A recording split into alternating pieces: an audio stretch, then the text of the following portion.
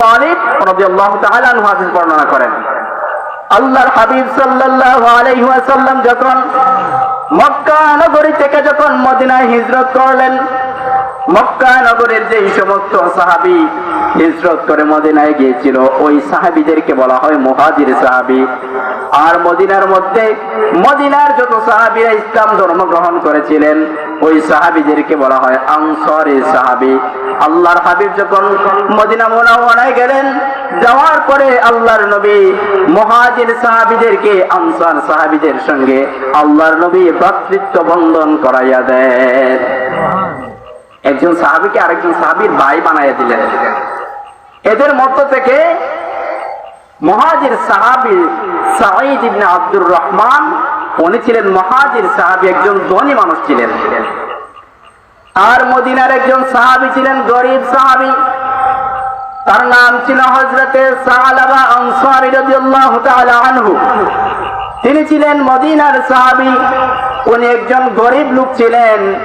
উনির ঘরের মধ্যে কোনো স্ত্রী ছিল না, ওনার কোনো ছেলে সন্তান ছিল না, ছোট্ট একটা মেয়ে ছিল, তার নাম ছিল খিনসানা।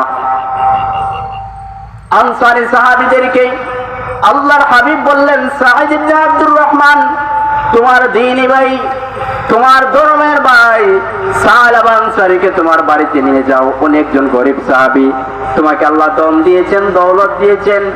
সাঈদ ইবনে আব্দুর রহমান সালাবা আনসারীকে তার বাড়িতে নিয়ে গেলেন। সালাবা আনসারী যখন তার বাড়িতে গেলেন, সে বিভিন্ন কাজে সহায়তা সহযোগিতা করেন। আল্লাহর হাবিব সাল্লাল্লাহু আলাইহি ওয়াসাল্লামকে আল্লাহ তাআলা এমন সময় অর্ডার করলেন, হাবিব আপনি তাবুক ময়দানে যুদ্ধে অংশগ্রহণ করেন। আল্লাহর হাবিব সাল্লাল্লাহু আলাইহি ওয়াসাল্লাম সেই যুদ্ধে ৩০,০০০ সাহাবীদেরকে নিয়ে তাবুকের ময়দানে গেলেন। ওই সময় সাঈদ ইবনে আব্দুর রহমানকেও তার সাথে নিয়ে গেলেন। সালাবা আনসারী তখন ছিলেন সাঈদ ইবনে আব্দুর রহমানের বাড়িতে। সাঈদ ইবনে আব্দুর রহমান ছিলেন যুদ্ধের ময়দানে রাসূলের সাথে। আল্লাহর হাবিবের সাহাবী সালাবা আনসারী যখন ঘরের মধ্যে বসে বসে কাজকর্ম করেন, এমন সময় শয়তান থেকে ওয়াসওয়াসা দিতে শুরু করলো। সাহাবাকে বলল, সাহাবা ঘরের ভিতরে তুমি দরজাটা খুলো, পর্দাটা উঠাইয়া দেখো ঘরের ভিতরে কি আছে। সাহাবা আনসারী ঘরের ভিতর থেকে দরজাটা খুললেন, পর্দাটা উঠাইলেন, উঠাইয়া দেখলেন সাঈদ ইবনে আব্দুর রহমানের স্ত্রী ছিল সুন্দরী। আল্লাহর হাবিবের সাহাবী আলী বলেন, ওয়া কানাত ইমরাআতান জামিলা, সাঈদ ইবনে আব্দুর রহমানের স্ত্রী ছিল প্রথম সুন্দরী। সালাবা আনসারী শয়তানের ধোঁকায় পড়ে এবং সাঈদ ইবনে আব্দুর রহমানের স্ত্রীর রূপের আকর্ষণে সাঈদ ইবনে আব্দুর রহমানের সুন্দরী বউটার হাতটা স্পর্শ করলেন, হাতের মধ্যে ধরলেন, আর কিছু করেন নাই, শুধু হাতটা ধরলেন। এমন সময় সুন্দরী বউ সাঈদ ইবনে আব্দুর রহমানের স্ত্রী ডাক দিয়ে বলে, সালাবা ইত্তাকিল্লাহ, তুমি আল্লাহকে ভয় করো। তুমি মনে করেছ দুনিয়ার মানুষজন তোমাকে কিচ্ছু দেখে না, ঘরের ভিতরে কোথাও কেউ দেখে না। তোমার মনে রাখা উচিত আল্লাহ রব্বুল আলামিনের দৃষ্টির বাহিরে আমি তুমি নাই। আল্লাহ রব্বুল আলামিন তোমাকে আমাকে পর্যবেক্ষণ করেন। সালাবারে, আল্লাহর সমস্ত বান্দারা হয়তো তুমি আমি থেকে আলাদা হয়ে গেছে, কিন্তু আল্লাহ রব্বুল আলামিন তোমাকে আমাকে সব কিছু দেখেন। আল্লাহর হাবিব সাল্লাল্লাহু আলাইহি ওয়াসাল্লাম যখন সাহাবা আনসারী যখন এই কথা শুনলেন, এতটুকুন বই অন্তরের মধ্যে ধারণ করলেন, নিশ্চয় আল্লাহ আমার কাজকর্ম সবকিছু পর্যবেক্ষণ করেন, সবকিছু দেখেন।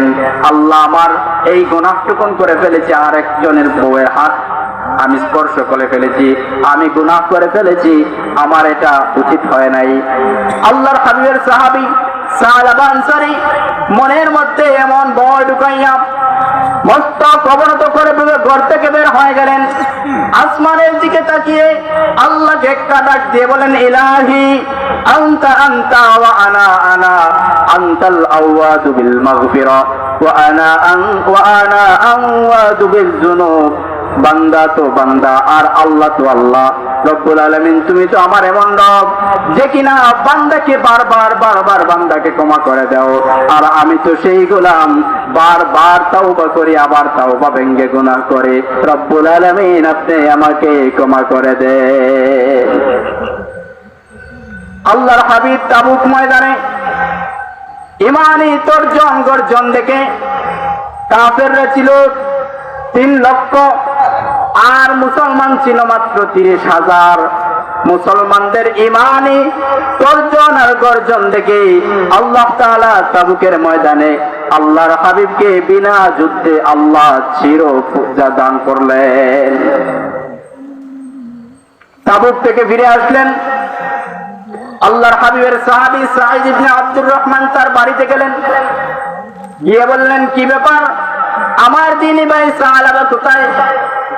সাহালাবাকে তোমরা কোনো দুর্ব্যবহার করেছো নাকি, যে এটা করার কারণে আমার ভাই এই ঘর থেকে বের হয়ে গেছে? সাঈদ ইবনে আব্দুর রহমানের স্ত্রী ডাক দিয়ে বলে, ইন্নাহু ক্বাদ আলকা বিনাফসিহি ফি বুহুরিল খাতায়া, আমরা তোমার দিনী ভাই সাহালাবাকে কোনো কষ্ট দেই নাই, কোনো আঘাত দেই নাই, কোনো দুর্ব্যবহার করে নাই। সাহালাবা নিজের নফসের উপরে জুলুম করেছে, নিজেকে একটা গুনাহের সাথে জড়িত হয়ে সাহালাবা আনসারী ঘর থেকে বের হয়ে গেছে, আমরা তাকে বের করে দেই নাই। সাহালাবা আনসারী ছোট্ট গুনাহ করেছেন, আরেকজন সাহাবী হাতটা ধরেছেন, আর কিছু করেন নাই। সাহালাবা আনসারী চলে গেলেন বাড়িতে। তার বাড়িতে তার স্ত্রী ছিল না, ছোট্ট মেয়ে ছিল, তার নাম ছিল খিনসানা। তার ছোট্ট মেয়েকে গিয়ে বলে, মারে তোর বাবা একটা ছোট্ট একটা গুনাহ করেছে। এক ভাই দিনী ভাই যুদ্ধে থাকাকালীন তার স্ত্রী হাতটা ধরেছে, মারে আমার হাত পায়ে জিঞ্জির আর বেরি পরিয়ে দেও।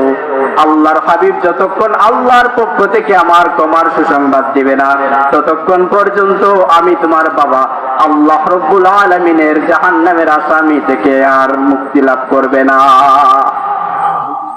অর্থাৎ হাত পায়ে জিঞ্জির আর বেরি পড়েছে। সাহালাবা যে ছোট্ট গুনাহ করেছে, সে অন্যায় করেছে, গুনাহ করেছে, সে হাত পায়ে জিঞ্জির আর বেরি পড়ে চলে গেলেন বাড়িতে।